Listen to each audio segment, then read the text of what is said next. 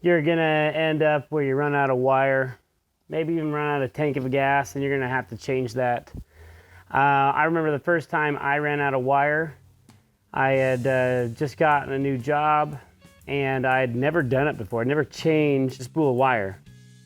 So I had to figure it out. And it wasn't difficult, but it was very intimidating being at work.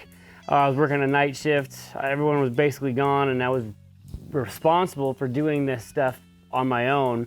So I didn't have like YouTube back then. So maybe now if we learn it in class, we'll be good. So no matter what your system is, you can open up your door to find your spool of wire, or maybe you'll have an external spool holder, whether it's a large welder or a small welder. These are all basically the same kind of setup. You have some way of holding on your spool of wire. You've got your spool itself, which I'm just gonna take my Welders and clip that. And this guy is, if you actually keep like rope around, maybe even small extension cords, these are nice to keep on hand to wrap stuff up with. The bigger spools are definitely more helpful for like large extension cords. I use them at the school for my ground leads, my TIG leads, my stick leads. I'll wrap those up around the spools and then I can just hang them up. It keeps them a little more organized. Now, your welders will have a drive system of some sort, and this drive system, although they may look different, they all function the exact same way. You're gonna have a tensioner right here that has a series of numbers that you can turn this down or turn this up to increase or loosen the pressure. You're just gonna fold that down or over in some way to allow one of those arms to flip up. Sometimes they're spring-loaded like this. Other times you might have to manually flip them up. You're gonna take your gun, you have your nozzle, take that nozzle off. You'll have your contact tip. I would take that contact tip off. If you need to, you might need to clean it off at this point. Clip the wire a little bit. Now, if you have your wire, your gun set up properly, you may not need to do all of these steps, but I usually take off the contact tip and I will take off the diffuser. Now this is where you may not need to do this step depending on the gun you have, but this liner, this little spring loaded guy right here, it helps guide the wire all the way through the gun. Spring sticks out here, goes all the way through the gun, sticks out here. If the length of this liner butts up exactly with the inside of your diffuser, they say the wire will just automatically thread through, and you can keep, and this is tapered, and you can keep this through here and it'll just feed out. However, I find more often than not, that doesn't work out. And if you're feeding wire through and it hits something right here and it can't finish feeding, it'll start to back up and bird's nest right here if you have it set at too hard of a tension. So I usually take off the diffuser along with the contact tip and I expose the liner and the wire. And then if the wire's already clipped here, I can pull the wire all the way through the gun. And depending on how long your gun is, this is a 10-foot gun, I think. Sometimes they have 15-foot guns, sometimes they have 25-foot guns. And you'll have that much wire essentially wasted, but there's no way around it. You just take it out. I usually coil it up as so. And I'll say this, throwing this stuff in the scrap bin where it belongs is usually a nightmare because it'll get so tangled up that it's kind of a nuisance. So I try and make it nice and tight, and I'll probably just throw this in the trash can versus my scrap bin. As we start moving scrap around, it just gets in the way. It's kind of annoying. So there's our gun, everything's pulled out. Make sure that your cart is not grounded with your work lead. My work lead is over here, but it's not clamped to it, it's just draped on. So that way if you pull the trigger or something like that, it's not gonna arc. It may blow gas or this or that, but it's not going to start sparking. You don't wanna accidentally touch these threads, the liner, the diffuser, contact tip to anywhere where it can arc. Okay, so we don't want to arc that anywhere. I got another spool of wire. Wire comes in a lot of different diameters. You can have anywhere from like an 023, a 0.023 wire. This is an 030, a 0.030. You can go 0.035, 0.045, really whatever suits your needs. These smaller welders, home hobbyist welders, are gonna run better on a 0.023 or 0.030. You can choose whatever is gonna fit your needs. Obviously, the smaller the wire, the thinner it can weld easily. But if you need to do a big weld, the more wire you're going to use, and so it'll increase your wire feed speed. The larger the diameter of wire, the less wire you need to fill in a weld, but the more voltage you need to melt it. So typically these guys, I mean on MIG wire, it even only goes up to 035, but it does have settings for 024, 030, and 035. Most of these spools are usually plastic, so for insulation, that way it doesn't conduct electricity. Some spools, however, are put on a steel spool. They're definitely more robust that way. It's not like better or worse to have it on a plastic spool, a cardboard spool, a steel spool.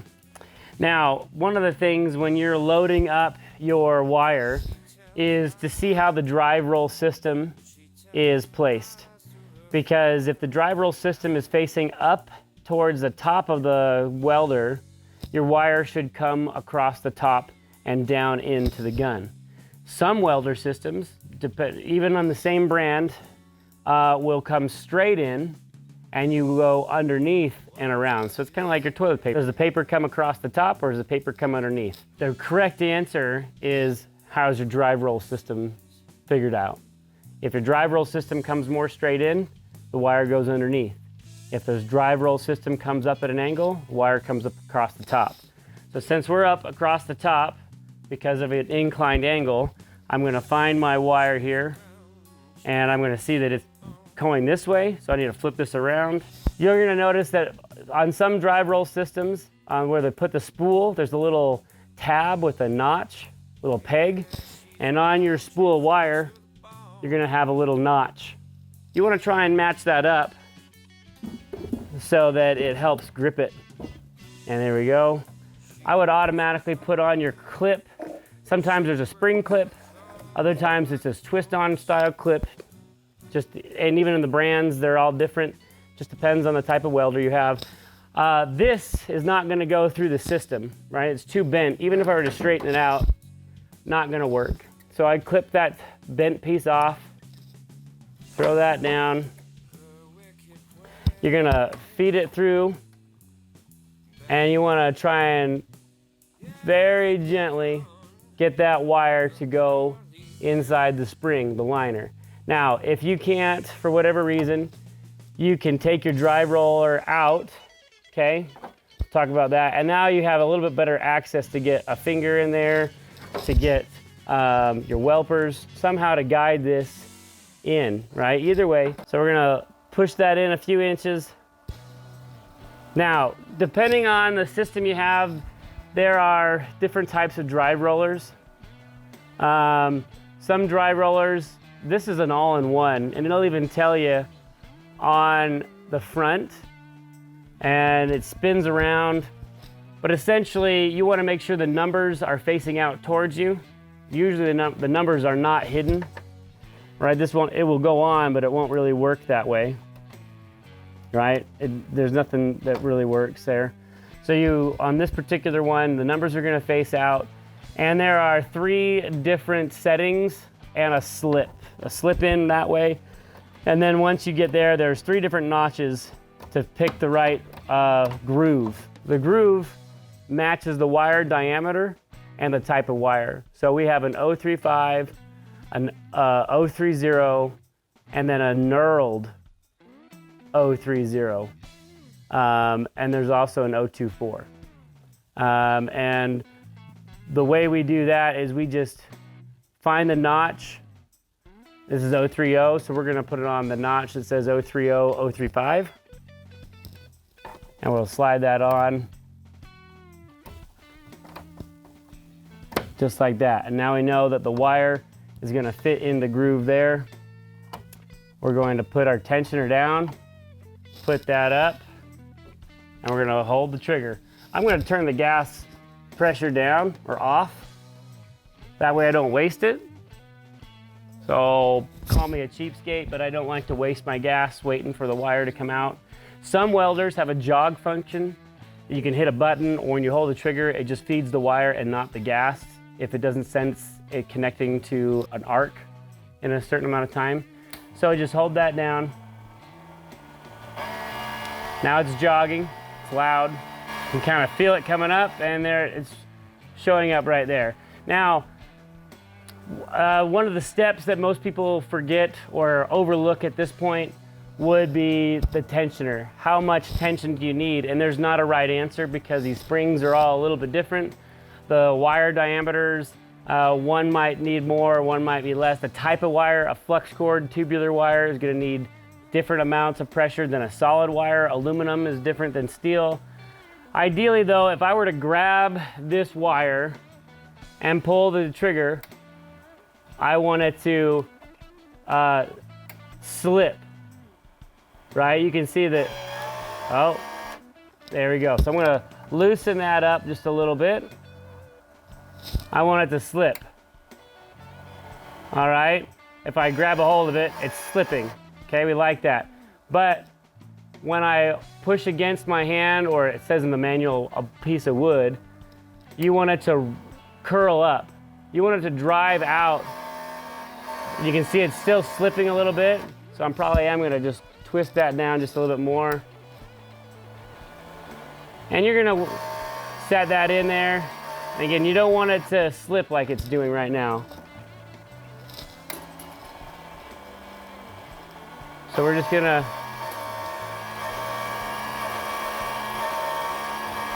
there we go, that's better. Maybe do a little bit more, but we should be good now. So we might take, a couple feet of wire and set that up right. Now we're gonna put our diffuser back on. This helps insulate the nozzle from the welding arc. So and it also keeps the gas from escaping. And we're gonna put our contact tip back on. And now I'm looking at my nozzle and it's kind of boogered up, so I'm gonna take my welpers and go through there. And we'll stick that, run it out, and now we are good to go.